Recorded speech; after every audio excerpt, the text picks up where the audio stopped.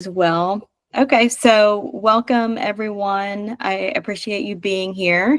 This is a QR code if you'd like to download the presentation about building a winning culture. Then go ahead and scan this code and you'll have access to all of the slides. So when we're talking about building a winning culture, this is really the foundation to be able to scale your company. And we're going to talk about exactly why that is. And sometimes people are just thinking about, top line revenue or investing in marketing, but really investing in your people is how to get the most return on your investment.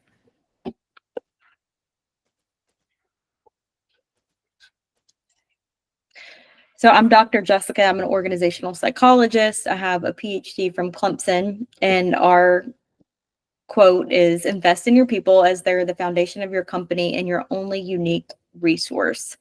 And this is really something that we stand behind. So we've worked with, now it's about 80, we signed our 82nd client this week. We worked with 82 clients. Most of them are in roofing, but we've actually been working in concrete, and we've worked for some other industry adjacent companies as well. We've seen 212 million in increase, and we do a lot of recruiting as well. And so we've recruited around 400 sales reps into the industry. And I always like to show this picture. So this is my family, and we are from Nashville. And this is my first day on the job site. I'll always like to show this because I feel like I've been in contracting my whole life. Before it was roofing, we've done electrical and AC, and everyone has worked for the company. All my family members have been hired and fired multiple times from the roofing company. And I've learned a lot about how to scale roofing companies by learning from the mistakes that happened in our company. So let's talk about culture. So typically I don't get called for to fix culture. I get called for some of these issues here. So we're like, oh, we have a retention problem. We have our people aren't productive. We're getting bad Google reviews. Like we're burnt out. The stress levels. We're not gaining the traction that we want. And I'm like, these are a lot of times the symptoms of the actual problem, which is your company culture. And I usually compare it to an iceberg, is because like what you're seeing as the problem probably started many, many months ago or even years ago as a culture issue with team communication, with broken trust. A lot of these issues stem from that. So what is culture? The first thing to know is that culture is not a thing. It's a collective experience. So when we're talking about things like communication and language choices, the level of formality or informality in the company, how you prioritize things, your focus on teamwork or competitiveness, how you treat your company, how you treat your customers, things from your logo, all of this, culture is not a thing, but these are the things that make up that collective experience.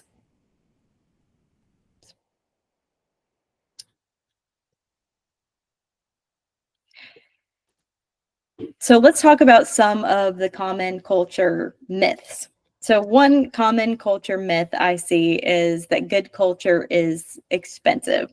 So some people are thinking about like Rolex watches, and we have to take everyone to the Caribbean. And that's just simply not true. It doesn't cost anything to do community service work. It doesn't cost anything to go to like the Humane Society or even serve at the soup kitchen together. So that's the first thing. Is it's great to have a budget for team building activities and things like that, but you don't have to have, the highest profit margins to be able to invest in your culture. That's myth number one. Myth number two is that culture is only for big companies. But the reality is that culture starts to form when you have 2 to 3 employees. And some people are like, oh, like we'll wait until we have, 10 sales reps or a big team. And by that point, the culture is too late. So it's much better to be intentional at your culture in the beginning rather than waiting months or years until you have a big team and then fixing those culture issues. The third one is that culture is only for W-2 employees. And this is certainly not true because culture starts when there's 2 to 3 people together. So any type of group has its own culture. And sometimes with your 1099 employees, if you have 1099 sales reps, then the only way you really don't have formal control over them. What you do have is helping to motivate them and to drive their success through that company culture. And then the last myth is culture is nice, but not necessary. And as we saw at the beginning, with so many issues arising from bad culture, for poor customer interactions to even things like workplace violence, its culture is super necessary no matter the size of the company. So, how do we create culture? The first thing is through effective leadership. So your leadership, your core values, and your expectations. This is going to be your foundation of culture. So what is leadership? What I like to ask myself is, what is your vision for the company? Because creating culture is secondary to that vision of the company. Like, where do you want to go with the company? Is this something you want to sell? Is this something you want to scale up? Are you even happy doing what you're doing? Like, what is your vision? Do you want to get out as quickly as possible? Because all of those things are going to be felt, seen, and observed by your employees. So, really understanding that vision, your short and your long-term goals. What do you want to accomplish this year in 2025? And do you have the skills that you need to lead at your current level? Or should you be investing in, reading books and getting coaching, doing workshops, going to conferences and things like that? Because your leadership is going to be the foundation of your culture. It definitely starts from the top. And then the second thing is your core values. So understanding how you want to show up every day. What do you want your customers to say about you? And how do you want to be remembered? So that's whenever I was forming the core values for Ignite Results, this was definitely something that I thought about is, what type of legacy do I want to leave? And that's definitely, a servant's heart to be able to actually follow through on the things that I tell people. And unfortunately, in the roofing industry, that doesn't always happen. We are met with a lot of people that make empty promises, and the industry is filled with chuck in the truck. So even simply following through on what you tell customers is super important, and doing the quality of work that you say that you're going to do. So these are some examples of core values, and I recommend choosing core values. Between 5 and 7 core values is typically what I recommend for people. These are some examples for accountability and growth and ownership, things like that. These are common values that I see in roofing companies. What's really cool is then going on to be able to define what these core values mean. Because accountability in your company may look different than accountability in another company, same as growth. So if you're saying, oh, we have growth as our core value, then having things like a career path in place to help promote employees, to having performance evaluation system in place to be able to give feedback, because that's really how employees grow. And if you say something is a core value, then you need to have that really aligned throughout your company. And also with things like growth, like having those quarterly team building activities, that's also super important. Not just individual growth, but team growth. This is an example of a company that we worked with, and we first had them define their core values. So this was the core values that they came up with and that Ignite wrote out and defined for them, but even things like, we are the community. So we uplift and support each other and share the Oberg pride with the world. Our winning mindset allows us to see problems as possibilities and challenges as opportunities to grow. So I really like how we define these core values because it's more action oriented. And it's not just saying like sitting back and saying, okay, growth or accountability. It's really expressing like that sense of action, and people can really get behind and identify with these core values. So that's the first thing, is identifying your core values and then creating a culture roadmap. So things like putting these values in order of how you want to be able to bring them to life. So if you throw all your core values at your people at once, it could be overwhelming. So what we say is, hey, each quarter, let's bring one of these core values to life. So for we are the community, in quarter 3, the company, they went out and they did a parade in the community. For Q4, the future is ours, they did a Toys for Tots drive.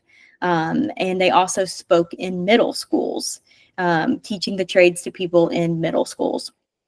So really thinking of, and for Own the Day, they had in quarter 1, everybody defining their 2025 goals.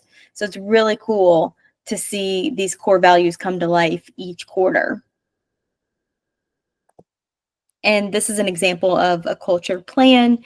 So being able to have, each quarter mapping out what needs to happen. And what I like to say is that as contractors, really even as small business owners, we come to the table with great intentions, but we don't always remain intentional. So simply having a written plan makes a huge difference. This is a great idea, but let's schedule it on the calendar. Because if we don't schedule it and we don't plan for it, it's not going to happen. It's just going to be another thing that sounded great, but we don't actually do it. And then getting into our section 2 and looking at things like your hiring system, your training systems, and your accountability system. But before we get into that, I know we have a couple people on here. I'd love to hear like your experience in identifying your core values and bringing those to life, or how you've seen like the impact of culture in your company.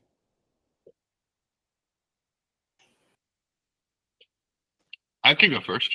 Yeah, let's hear. I've seen, impact of culture it can never be overstated, right? Every company has a culture, whether they know it or not. It's just whether you're intentional about it, right? Mm-hmm. So, I've joined companies. You've known me in another company, and I got there, and the day I got there, 2 sales reps were fighting in the parking lot, and I was like, "Oh, I have a lot of work to do here." But I was able to build a really good culture there, and some of that was through working with you. And my experience has been core values at companies where they fail has always been the core values that look like posters on the wall, right? Courage, integrity, honor. But they don't actually behave that way. They don't talk about it. They don't talk about it with their team. Every sales meeting I had, I would talk about at least one core value, and I would ask everybody to give me an example of how they lived or they saw one of their teammates live up to one of those core values in the last week. Yeah. And just remind people about it, that it's important and it matters. So when you're writing your core values, having them be actionable and specific is, I think, really valuable. Yeah. Awesome. Great insights there. Anybody else want to share anything before we move on to talking about hiring and training?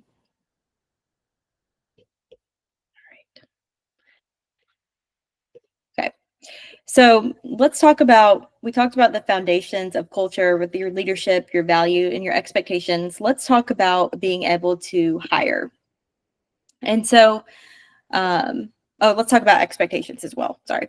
So with your expectations, a lot of times where we'll see culture first go awry is with the lack of trust. And so your expectations help to build trust. So things like having an accurate job description.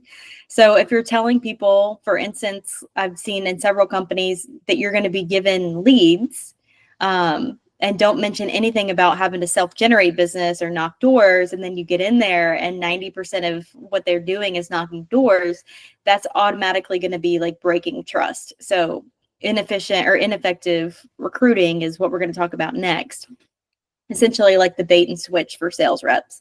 Your KPIs of what's expected of them, your policies, your employee handbooks, your contracts, like really laying out these expectations helps to build the foundation of trust. This is an example of a job description. So looking at the skills and job duties and overviews of the positions and the qualifications that are needed to be successful. And your job description is going to help you effectively recruit and to train and make appropriate pay decisions within the company. So we highly recommend having these job descriptions in place as kind of that first step before you bring people onto the company. So when we're thinking about the hiring process, what I like to talk about is employment branding.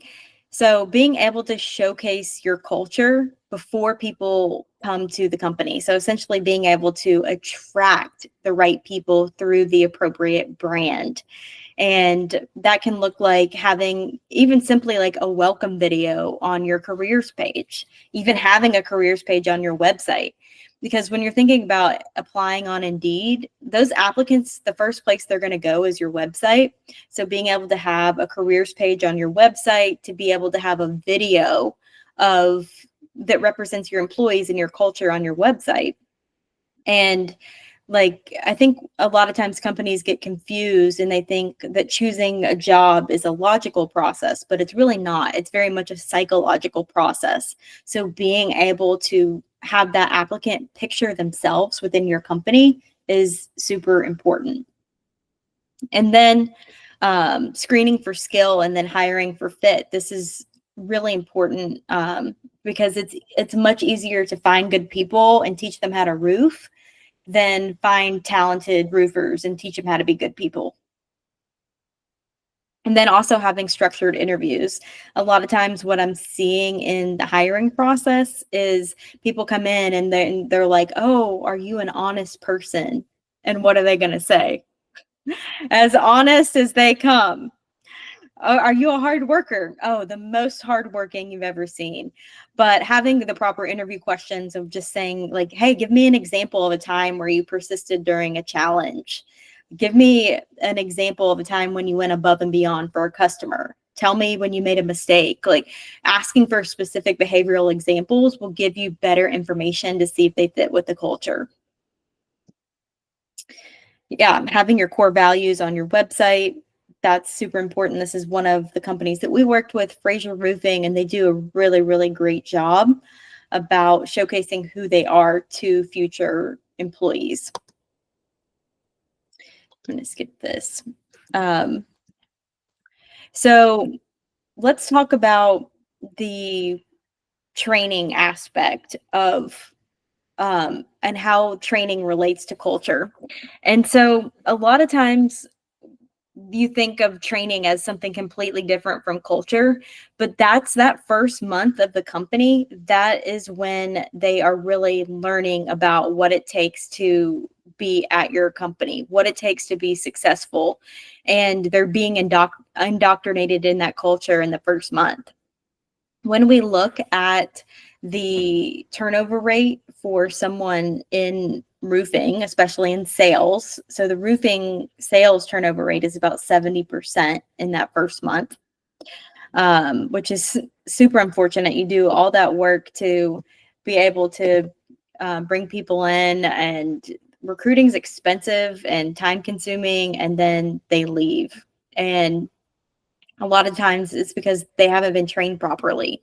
So if we're saying, hey, our core value is growth and our core value is, you know, customer service and teamwork, and then you throw someone out in the field and give them no support, that's going to be their first impression of your culture. So I think a lot of times when we think of culture, people are just thinking of, you know, Top Golf and, you know, going on expensive trips, but it's really the foundations that people are missing, and that's really what culture is. So where it's not just the Rolex watches and all these things, it's, you know, proper onboarding, proper hiring that creates culture.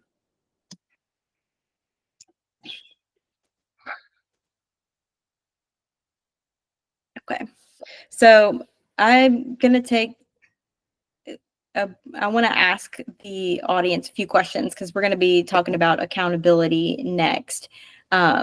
But I would love to hear from some people about, you know, how do you go about hiring the right people? What are some of the steps that you take to be able to make sure that you have the right people in place?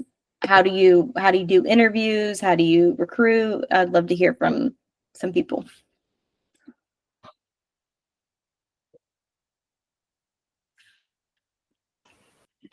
It's like a ghost town. All right, let's Nobody hear wants it. to speak up. I'm so glad you're here, Um, Terry. so you know, I go back and forth with this because I'm actually probably one of the weaker recruiters in the organizations that I'm in. Um, my weakness tends to come from I'm not trying to sell someone on the job, right? I go in and I want them to sell me on why I should hire them. So I tend to talk about all the difficulties. And then I'll talk about how lucrative the job can be, and I'll talk about the great things. But the number of people that say, I don't think this is right for me and leave, I look at that as a personal success because they weren't going to make it past a week anyway. Mm-hmm, mm-hmm. Now, the recruiters I work with are always like, man, you got to sell them. You got to get them excited. And I'm like, yeah, but I'm the one training them after you leave, and I lose them in 2 days. I'd rather lose them right now than give them any more of my time. So I don't know if I'm right in the way I do that, but now as far as like holding people accountable, you know, and well, I'll tell you what, the last time Jessica and I worked together, I was at a different company, and at that company we did have one thing in recruiting that I really did enjoy. The three leaders of the company each had to vote yes on a person before they voted yes. And if any one person said no, it was an automatic no. There was no like trying to talk them out of it because they had to have a good reason, and you just had to trust your partners. Mm-hmm. So if we all said yes to a guy, they came on. If two of us said yes and one person said no, it was a no. Mm-hmm.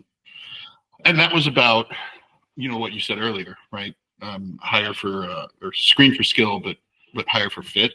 Mm-hmm. So that was a lot of what we were doing with that. Is if one person felt like they weren't a good culture fit or just weren't a good fit in the organization in a way that we couldn't correct, they would say no. And for us, ways we could correct were they had to get it, they had to want it.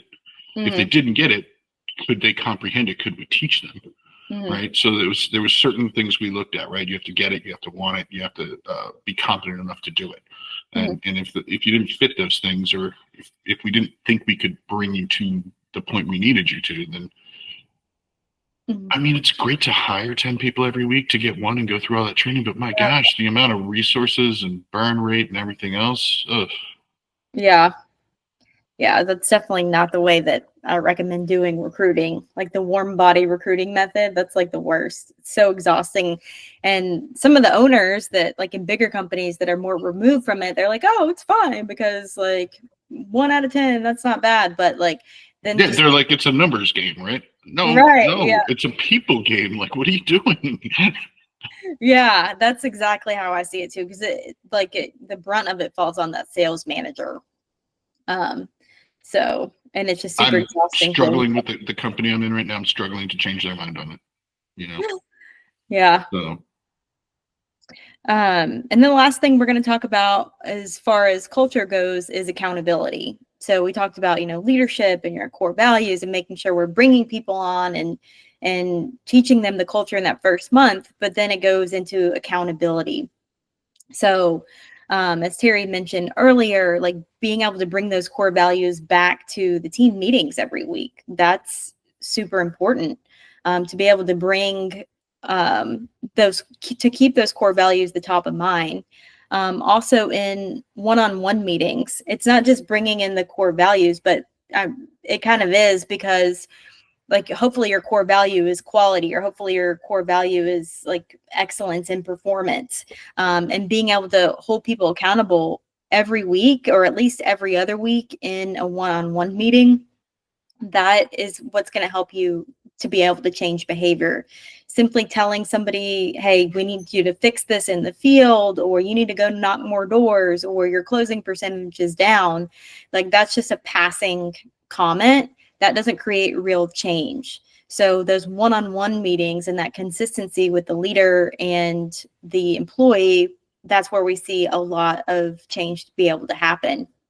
And instead of having the sales manager spend, 50% of his time on recruiting people that don't work out, we should say, 50% of your time is going to go on to team accountability and training, and you'll see a much different return on your investment there. Also, things like your performance reviews, being able to give regular performance feedback, super important. And then pay increases. And this really, a pay increase should be under the accountability section, because that's how we reward hard work, is that somebody who's working hard, meeting expectations, doing a good job is essentially making the company more money.